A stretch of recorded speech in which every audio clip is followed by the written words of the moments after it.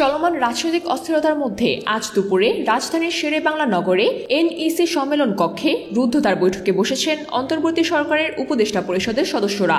একনেক সভা শেষে শুরু হওয়া এই বৈঠক ছিল অনির্ধারিত।